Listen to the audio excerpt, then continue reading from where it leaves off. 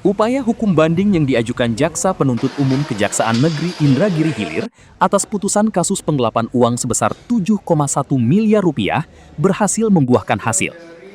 Pengadilan Tinggi Riau mengabulkan permohonan banding jaksa dan memperberat hukuman dua terdakwa, Ade Purwanto dan Arif Iryadi Zainuddin.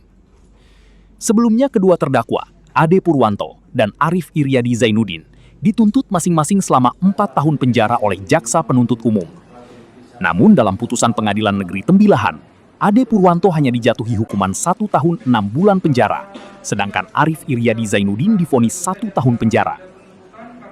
Menilai putusan tersebut belum mencerminkan rasa keadilan dan jauh lebih ringan dibandingkan tuntutan yang diajukan, Kejaksaan Negeri Indragiri Hilir kemudian mengajukan upaya hukum banding ke Pengadilan Tinggi Riau.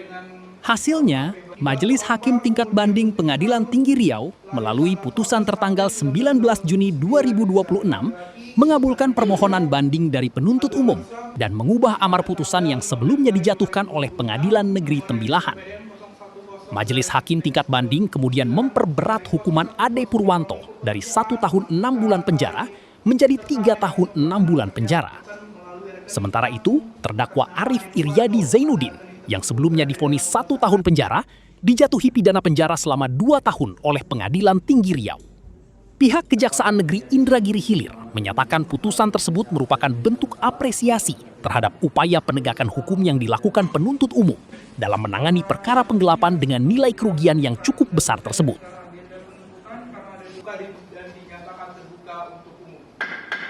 Untuk perkara Ade Purwanto yang tadinya diputus 1 tahun 6 bulan, itu berdasarkan putusan Pengadilan Tinggi menjadi 3 tahun 6 bulan.